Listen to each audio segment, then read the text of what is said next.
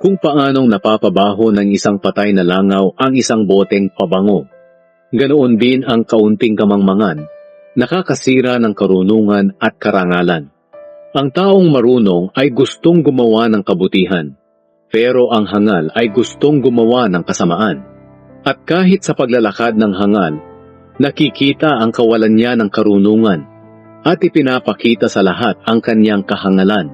Kung nagalit sa iyo ang iyong pinuno, huwag ka agad magbitiw sa tungkulin. Dahil kapag nawala na ang galit niya'y, baka patawarin ka niya, gaano man kalaki ang iyong kasalanang nagawa. May isa pa akong nakitang hindi maganda rito sa mundo, at ito'y ginagawa ng mga pinuno. Ang mga mangmang ay binibigyan ng mataas na tungkulin, pero ang mga mayayaman ay binibigyan ng mababang tungkulin. Nakakita rin ako ng mga aliping nakasakay sa kabayo, habang ang mga dakilang tao'y naglalakad na parang alipin. Kapag ikaw ang naghukay, baka ikaw din ang mahulog doon.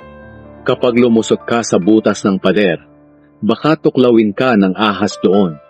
Kapag nagtibag ka ng bato, baka mabagsakan ka nito. Kapag nagsibak ka ng kahoy, baka masugatan ka nito.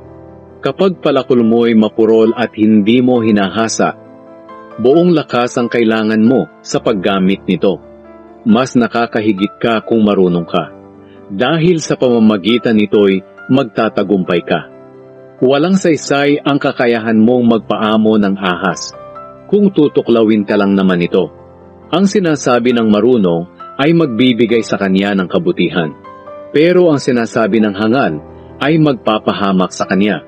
Sa umpisa pa lang, kamangmangan na ang sinasabi niya, at kinalaunan ay naging masamang-masama na parang nawawala na siya sa sarili. At wala siyang tigil sa kasasalita. Walang nakakaalam tungkol sa mga mangyayari sa hinaharap, kaya walang makapagsasabi kung ano ang mangyayari kapag tayo'y patay na. Napapagod ang mangmang sa kanyang trabaho, kaya naiisip niyang huwag nang pumunta sa bayan para magtrabaho.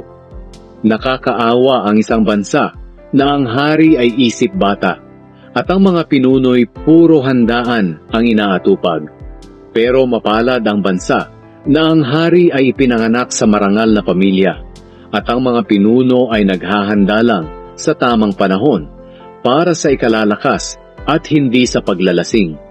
Pinapabayaan ng taong tamad na tumutulo ang bubong ng kanyang bahay hanggang sa mawasak na ang buong bahay niya. Makapagpapasaya sa tao ang handaan at inuman, at ang pera ay makapagbibigay ng lahat niyang pangangailangan. Huwag mong susumpain ang hari kahit sa isip mo lang, o ang mayayaman kahit napalihim lang, dahil baka may magsabi sa kanila,